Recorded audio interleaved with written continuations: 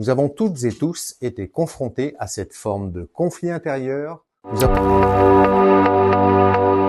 Bonjour à toutes et tous et bonjour à vos inconscients. Tout d'abord, j'espère que vous allez bien.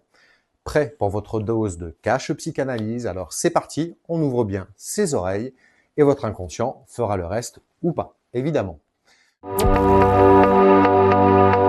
Je vais parler aujourd'hui de la contradiction entre ce que le conscient te dit et ce que ton inconscient tente de te murmurer au sein du couple, par exemple. Tu ressens une contradiction interne. La raison te dit une chose, mais ton inconscient te souffle l'inverse dès qu'il s'agit de ton couple et de ce qui vous unit. Nous avons toutes et tous été confrontés à cette forme de conflit intérieur qui oppose notre conscient et notre inconscient au sein de notre couple. Les exemples ne manquent pas.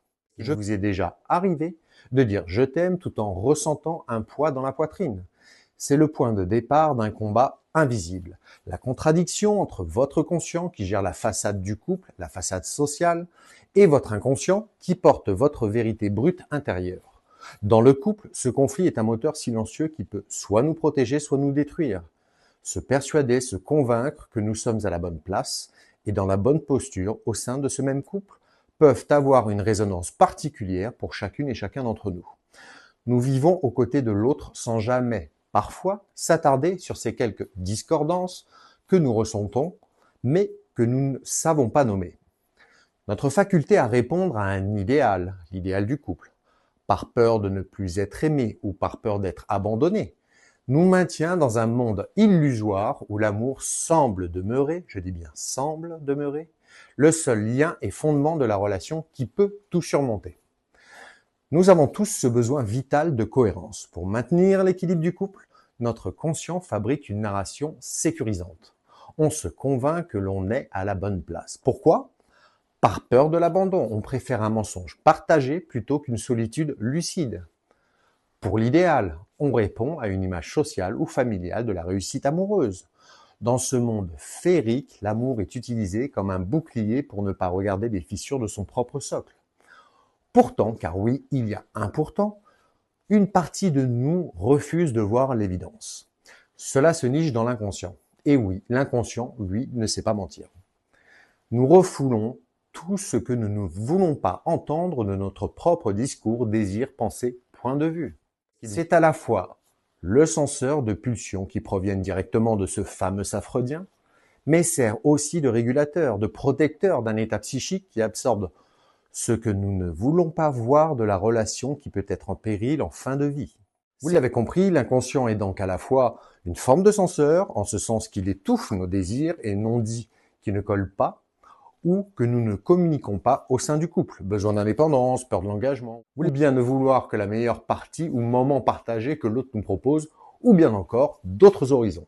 En quoi est-il protecteur ? Eh bien, paradoxalement, en refoulant une fin imminente d'une relation, on protège notre psychisme d'un effondrement immédiat. Il stocke tout ce que nous ne sommes pas encore prêts à affronter. C'est là que le concept devient fascinant. Ce que vous refusez de dire, votre corps, vos actes manqués, vos non-dits, vos oublis vont l'exprimer pour vous. Un acte manqué n'est jamais un hasard. C'est une victoire de l'inconscient sur notre volonté, sur ce que nous désirons réellement. Plusieurs questions peuvent alors se poser puis supposer. Tout d'abord, comment pouvons-nous observer ce désaccord profond entre notre conscient et notre inconscient ? Prenons l'exemple d'un couple qui désire habiter ensemble, du moins en apparence. Ça, c'est le discours conscient.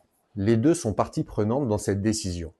Mais l'un des deux n'a pas encore pris conscience qu'au fond, ce n'est pas ce qu'il désire. C'est donc le temps de l'euphorie, de l'exaltation, du bonheur total en façade. Puis vient se nicher dans le discours ou comportement de celui qui a un doute, certains signaux, des red flags, comme disent les jeunes, au travers de postures, de non-dits, d'actes manqués, qui ne sont en fait pas si manqués que ça. La réalité de l'inconscient.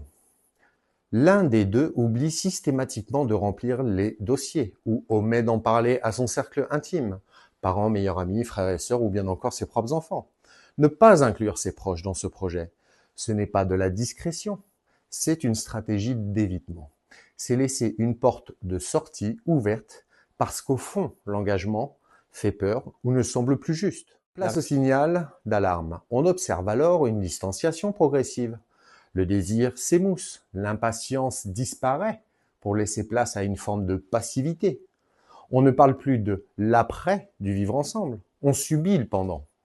Ce décalage entre l'euphorie de façade et la paralysie des actes est le signe que votre vérité intérieure qui essaie de remonter à la surface.